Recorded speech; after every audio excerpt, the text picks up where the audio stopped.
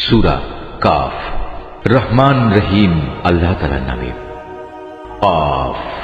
মর্যাদা সম্পন্ন কোরআনের শপথ, অবশ্যই আমি তোমাকে রসূল করে পাঠিয়েছি। এ কথা অনুধাবন না করে বরং তারা বিস্ময় বোধ করে। তাদের নিজেদের মাঝ থেকে কি করে একজন সতর্ককারী নবী তাদের কাছে এলো। অতঃপর অবিশ্বাসীরা এও বলে, এ তো আসলে একটা আশ্চর্যজনক ব্যাপার। এটা কি এমন যে আমরা যখন মরে যাব এবং আমরা যখন মাটি হয়ে যাব তখন পুনরায় আমাদের জীবন দান করা হবে? এ তো সত্যি এক সুদূর পরাহত ব্যাপার। আমি তো এও জানি মৃত্যুর পর তাদের দেহ থেকে কতটুকু অংশ জমিন বিনষ্ট করে, আর আমার কাছে একটি গ্রন্থ আছে যেখানে সব বিবরণ সংরক্ষিত রয়েছে। উপরন্তু এদের কাছে যখনই সত্য এসে হাজির হয়েছে তখনই তারা তা প্রত্যাখ্যান করেছে। অতঃপর তারা সংশয় দোদুল্যমান থাকে। এই লোকগুলো কি কখনো তাদের উপরে ভাসমান আকাশের দিকে তাকিয়ে দেখেনি কিভাবে তা আমি বানিয়ে রেখেছি এবং কি অপরূপ সাজে আমি তা সাজিয়ে রেখেছি? কই, এর কোথাও কোনো ক্ষুদ্রতম ফাটলও তো নেই। আমি জমিনকে বিছিয়ে দিয়েছি নড়াচড়া থেকে রক্ষা করার জন্য। আমি তার মধ্যে স্থাপন করেছি মজবুত ও অনড় পাহাড় সমূহ। আবার এই জমিনে আমি উদ্গত করেছি সব ধরনের চোখ জুড়ানো উদ্ভিদ। মূলত প্রতিটি মানুষ যে আনুগত্যের দিকে ফিরে আসতে চায়, এর প্রতিটি জিনিসই তার চোখ খুলে দেবে এবং তাকে আল্লাহর অস্তিত্বের পাঠ মনে করিয়ে দেবে। আকাশ থেকে আমি বরকতপূর্ণ পানি অবতীর্ণ করেছি এবং তা দিয়ে উদ্যানমালা ও এমন শস্যরাজি পয়দা করেছি যা কেটে কেটে আহরণ করা হয়। আরো পয়দা করেছি উঁচু উঁচু খেজুর বৃক্ষ, যার গায়ে গুচ্ছ গুচ্ছ খেজুর সাজানো রয়েছে। এগুলো আমি বান্দাদের জীবিকা হিসেবে দান করেছি এবং আমি পানি দিয়ে মৃত ভূমিকে জীবন দান করি। এমনই মৃত মানুষদের কবর থেকে বেরিয়ে আসার ঘটনা সংঘটিত হবে। এর আগেও নুহের জাতি, রসের অধিবাসী ও সামুদ জাতির লোকেরা তাদের নবীদের অস্বীকার করেছে। অস্বীকার করেছে আদ, ফেরাউন ও লুতের সম্প্রদায়ও। বনের অধিবাসী এবং তুব্বা সম্প্রদায়ের লোকেরাও তাই করেছে। এরা সবাই আল্লাহর রসুলদের মিথ্যাবাদী বলেছে। অতঃপর তাদের উপর আমার প্রতিশ্রুত আযাব আপতিত হয়েছে। আমি কি মানুষদের প্রথমবার সৃষ্টি করতে গিয়ে এতই ক্লান্ত হয়ে পড়েছি যে এরা আমার পুনরায় সৃষ্টি করার কাজে সন্দেহ পোষণ করছে? নিঃসন্দেহে আমি মানুষদের সৃষ্টি করেছি। তার মনের কোণে যে খারাপ চিন্তা উদয় হয় সে সম্পর্কেও আমি জ্ঞাত আছি, কারণ আমি তার ঘাড়ের রগ থেকেও তার অনেক কাছে অবস্থান করি। এই সরাসরি জ্ঞান ছাড়াও সেখানে আরো দুজন ফেরেশতা, একজন তার ডানে আর একজন তার বামে বসে তার প্রতিটি তৎপরতা সংরক্ষণ করার কাজে নিয়োজিত আছে। ক্ষুদ্র একটি শব্দও সে উচ্চারণ করে না, যা সংরক্ষণ করার জন্য একজন সদা সতর্ক প্রহরী তার পাশে নিয়োজিত থাকে না। মৃত্যু যন্ত্রণার মুহূর্তটি সত্যি এসে হাজির হলে তাকে বলা হয়, ওহে নির্বোধ, এ হচ্ছে সে মুহূর্তটা যা থেকে তুমি পালিয়ে বেড়াতে। অতঃপর সবাইকে একত্রিত করার জন্য সিনায় ফুঁ দেয়া হবে। তখন তাদের বলা হবে, এ হচ্ছে সেই শাস্তির দিন যার কথা তোমাদের বলা হয়েছিল। সেদিন প্রতিটি মানুষ আল্লাহর আদালতে এমন ভাবে হাজির হবে যে তাকে হাঁকিয়ে নিয়ে যাবার জন্য সাথে একজন ফেরেশতা থাকবে। অপরজন হবে তার যাবতীয় কর্মকাণ্ডের প্রত্যক্ষ সাক্ষী। একজন বলবে, এ হচ্ছে সেদিন যেদিন সম্পর্কে তুমি উদাসীন ছিলে। এখন আমরা তোমার চোখের সামনে থেকে তোমার সে পর্দা সরিয়ে দিয়েছি। অতএব আজ তোমার দৃষ্টিশক্তি হবে অত্যন্ত প্রখর, সব কিছুই এখন তুমি দেখতে পাবে। তার অপর সাথী ফেরেশতা বলবে, হে মালিক, এ হচ্ছে তোমার আসামি, আর এ হচ্ছে আমার কাছে রক্ষিত তার জীবনের নথিপত্র। অতঃপর উভয় ফেরেশতাকে বলা হবে, তোমরা দুজন মিলে একে এবং এর সাথে প্রতিটি উদ্ধত প্রদর্শনকারী কাফেরকে জাহান্নামে নিক্ষেপ করো। কেননা এরা ভালো কাজে বাধা দিত, যত্রতত্র সীমা লঙ্ঘন করত, স্বয়ং আল্লাহর ব্যাপারে এরা সন্দেহ পোষণ করত। যে ব্যক্তি আল্লাহ তাআলার সাথে অন্য কিছুকে মাবুদ বানিয়ে নিত তাকেও আজ জাহান্নামের কঠিন আযাবে নিক্ষেপ করো। এ সময় তার সহচর শয়তান বলে উঠবে, হে আমাদের মালিক, আমি কিন্তু এই ব্যক্তিটিকে তোমার বিদ্রোহী বানাইনি। বস্তুত সে নিজেই ঘোর বিভ্রান্তিতে নিমজ্জিত ছিল। আল্লাহ তাআলা বলবেন, এখন তোমরা আমার সামনে বাক বিতণ্ডা করো না। আমি তো আগেই তোমাদের অদ্যকার আযাব সম্পর্কে সতর্ক করে দিয়েছিলাম। আমার এখানে কোনো কথারই রদ বদল হয় না। আমি বান্দাদের ব্যাপারে অবিচারকও নই যে সতর্ক না করেই তাদের আযাব দেব। সেদিন আমি জাহান্নামকে লক্ষ্য করে বলবো, তুমি কি পূর্ণ হয়ে গেছো? জাহান্নাম বলবে, হে মালিক, এখানে আসার মতো আরো কেউ আছে কি? অপরদিকে জান্নাতকে পরহেজগার লোকদের কাছে নিয়ে আসা হবে। সেদিন তাদের জন্য তা মোটেই দূরের বস্তু হবে না। জান্নাতকে তাদের সামনে এনে বলা হবে, এ হচ্ছে সেই জায়গা যার প্রতিশ্রুতি তোমাদের দেয়া হয়েছিল। এ স্থান সে ধরনের প্রতিটি মানুষের জন্য নির্দিষ্ট যে আল্লাহর বিধানের দিকে ফিরে আসে এবং তা হেফাজত করে। এ ব্যবস্থা তার জন্য যে না দেখে পরম দয়ালু আল্লাহ তাআলাকে ভয় করেছে এবং বিনয় চিত্তে আল্লাহ তাআলার কাছে হাজির হয়েছে। সেদিন তাদের বলা হবে, হ্যাঁ, আজ তোমরা একান্ত প্রশান্তির সাথে এতে দাখিল হয়ে যাও। এ হচ্ছে তোমাদের অনন্ত যাত্রার প্রথম দিন। সেখানে তারা যা যা পেতে চাইবে তার সব তো পাবেই। এর সাথে আমার কাছে তাদের জন্য আরো থাকবে অপ্রত্যাশিত পুরস্কার। আমি তাদের আগেও অনেক মানব গোষ্ঠীকে ধ্বংস করে দিয়েছি যারা ছিল শক্তি সামর্থ্যে এদের চাইতে অনেক বেশি বড়। দুনিয়ার শহর বন্দরগুলো তারা চষে বেরিয়েছে, কিন্তু আল্লাহর আযাব থেকে তাদের কোনো পলায়নের জায়গা কি ছিল?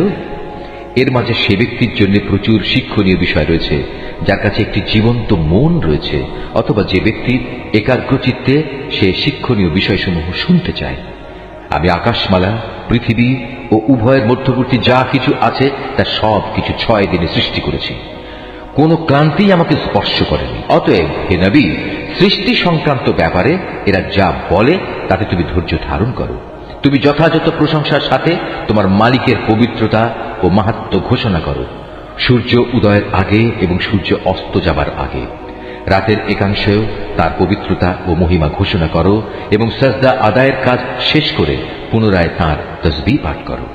সেদিন দূরে নয় যেদিন একজন আহ্বানকারী একান্ত কাছ থেকে সবাইকে ডাকতে থাকবে।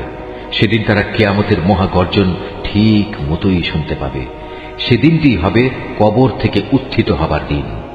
সত্য কথা হচ্ছে, আমি জীবন দান করি, আমি মৃত্যু ঘটাই এবং সবাইকে আবার আমার কাছেই ফিরে আসতে হবে। সেদিন তাদের উপর থেকে কবরের মাটি ফেটে যাবে। যখন তারা দ্রুত হাসরের মাঠের দিকে দৌড়াতে থাকবে, বলা হবে, এ হচ্ছে হাসরের দিন। মূলত আমার জন্য এটি একটি সহজ কাজ।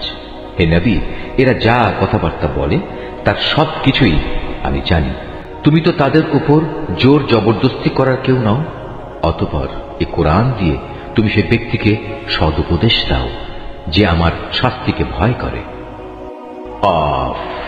মর্যাদা সম্পন্ন কোরআনের শপথ, অবশ্যই আমি তোমাকে রসূল করে পাঠিয়েছি।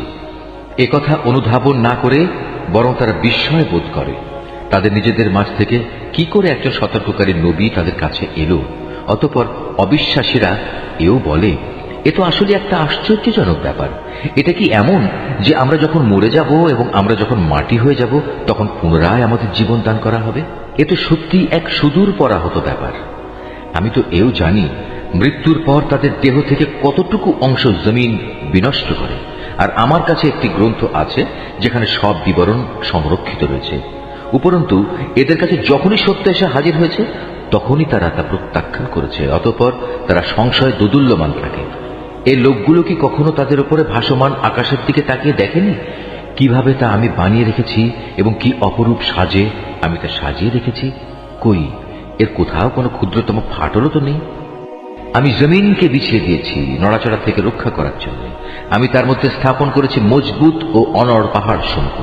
আবার এই জমিনে আমি উদ্গত করেছি সব ধরনের চোখ জুড়ানো উদ্ভিদ। মূলত প্রতিটি মানুষ যে আনুগত্যের দিকে ফিরে আসতে চায় এর প্রতিটি জিনিসই তার চোখ খুলে দেবে এবং তাকে আল্লাহর অস্তিত্বের পাঠ মনে করিয়ে দেবে। আকাশ থেকে আমি বরকতপূর্ণ পানি অবতীর্ণ করেছি এবং তা দিয়ে উদ্যানমালা ও এমন শস্যরাজি পয়দা করেছি যা কেটে কেটে আহরণ করা হয়। আরো পয়দা করেছি উঁচু উঁচু খেজুর বৃক্ষ যার গায়ে গুচ্ছ গুচ্ছ খেজুর সাজানো রয়েছে। এগুলো আমি বান্দাদের জীবিকা হিসেবে দান করেছি এবং আমি পানি দিয়ে মৃত ভূমিকে জীবন দান করি। এমনই মৃত মানুষদের কবর থেকে বেরিয়ে আসার ঘটনা সংঘটিত হবে। এর আগেও নুহের জাতি, রসের অধিবাসী ও সামুদ জাতির লোকেরা তাদের নবীদের অস্বীকার করেছে আদ, ফেরাউন ও লুতের সম্প্রদায়ও। বনের অধিবাসী এবং তুব্বা সম্প্রদায়ের লোকেরাও তাই করেছে। এরা সবাই আল্লাহর রসুলদের মিথ্যাবাদী বলেছে। অতঃপর তাদের উপর আমার প্রতিশ্রুত আযাব আপতিত হয়েছে। আমি কি মানুষদের প্রথমবার সৃষ্টি করতে গিয়ে এতই ক্লান্ত হয়ে পড়েছি যে এরা আমার পুনরায় সৃষ্টি করার কাজে সন্দেহ পোষণ করছে? নিঃসন্দেহে আমি মানুষদের সৃষ্টি করেছি, তার মনের কোণে যে খারাপ চিন্তা উদয় হয় সে সম্পর্কেও আমি জ্ঞাত আছি, কারণ আমি তার ঘাড়ের রগ থেকেও তার অনেক কাছে অবস্থান করি। এই সরাসরি জ্ঞান ছাড়াও সেখানে আরো দুজন ফেরেশতা, একজন তার ডানে আর একজন তার বামে বসে তার প্রতিটি তৎপরতা সংরক্ষণ করার কাজে নিয়োজিত আছে।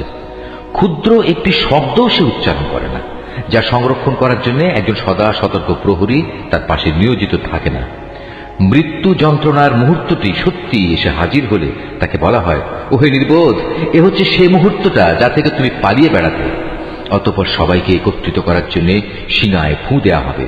তখন তাদের বলা হবে, এ হচ্ছে সেই শাস্তির দিন যার কথা তোমাদের বলা হয়েছিল। সেদিন প্রতিটি মানুষ আল্লাহর আদালতে এমন ভাবে হাজির হবে যে তাকে হাঁকিয়ে নিয়ে যাবার জন্য সাথে একজন ফেরেশতা থাকবে, অপরজন হবে তার যাবতীয় কর্মকাণ্ডের প্রত্যক্ষ সাক্ষী। একজন বলবে, এ হচ্ছে সেদিন যেদিন সম্পর্কে তুমি উদাসীন ছিলে।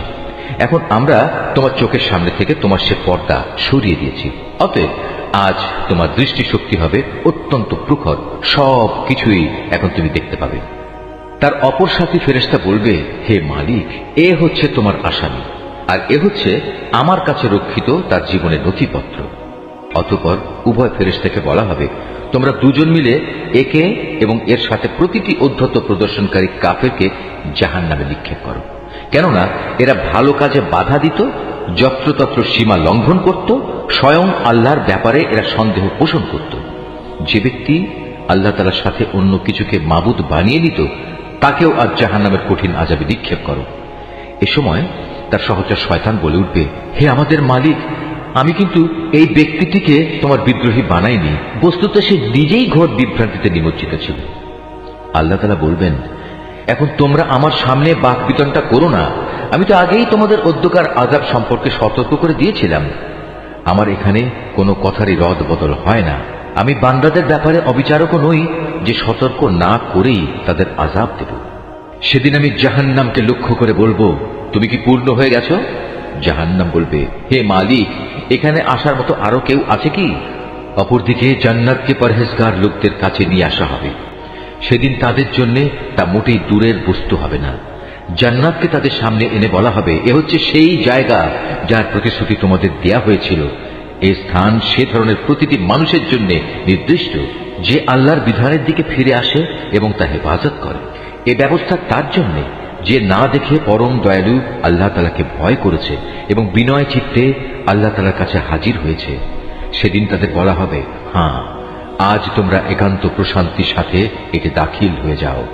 এ হচ্ছে তোমাদের অনন্ত যাত্রার প্রথম দিন। সেখানে তারা যা যা পেতে চাইবে তার সব তো পাবেই, এর সাথে আমার কাছে তাদের জন্য আরো থাকবে অপ্রত্যাশিত পুরস্কার। আমি তাদের আগেও অনেক মানব গোষ্ঠীকে ধ্বংস করে দিয়েছি যারা ছিল শক্তি সামর্থ্যে এদের চাইতে অনেক বেশি বড়। দুনিয়ার শহর বন্দরগুলো তারা চষে বেরিয়েছে, কিন্তু আল্লাহর আযাব থেকে তাদের কোনো পলায়নের জায়গা কি ছিল? এর মাঝে সে ব্যক্তির জন্য প্রচুর শিক্ষণীয় বিষয় রয়েছে যার কাছে একটি জীবন্ত মন রয়েছে, অথবা যে ব্যক্তি একাগ্রচিত্তে সে শিক্ষণীয় বিষয়সমূহ শুনতে চায়। আমি আকাশমালা, পৃথিবী ও উভয়ের মধ্যবর্তী যা কিছু আছে তা সব কিছু 6 দিনে সৃষ্টি করেছি। কোন ক্লান্তি আমাকে স্পর্শ করেনি। অতএব হে নবী, সৃষ্টি সংক্রান্ত ব্যাপারে এরা যা বলে তাতে তুমি ধৈর্য ধারণ করো। তুমি যথাযথ প্রশংসার সাথে তোমার মালিকের পবিত্রতা ও মাহাত্ম্য ঘোষণা করো, সূর্য উদয়ের আগে এবং সূর্য অস্ত যাবার আগে। রাতের একাংশেও তার পবিত্রতা ও মহিমা ঘোষণা করো এবং সাজদা আদায়ের কাজ শেষ করে পুনরায় তাঁর তসবিহ পাঠ করো। সেদিন দূরে নয় যেদিন একজন আহ্বানকারী একান্ত কাছ থেকে সবাইকে ডাকতে থাকবে। সেদিন তারা কিয়ামতের মহাগর্জন ঠিক মতোই শুনতে পাবে। সেদিনটি হবে কবর থেকে উত্থিত হবার দিন। সত্য কথা হচ্ছে, আমি জীবন দান করি, আমি মৃত্যু ঘটাই এবং সবাইকে আবার আমার কাছেই ফিরে আসতে হবে। সেদিন তাদের উপর থেকে কবরের মাটি ফেটে যাবে। যখন তারা দ্রুত হাসরের মাঠের দিকে দৌড়াতে থাকবে, বলা হবে, এ হচ্ছে হাসরের দিন। মূলত আমার জন্য এটি একটি সহজ কাজ। হে নবী, এরা যা কথাবার্তা বলে তার সব কিছুই আমি জানি। তুমি তো তাদের উপর জোর জবরদস্তি করার কেউ নও। অতঃপর এ কোরআন দিয়ে তুমি সে ব্যক্তিকে সদুপদেশ দাও যে আমার শাস্তিকে ভয় করে।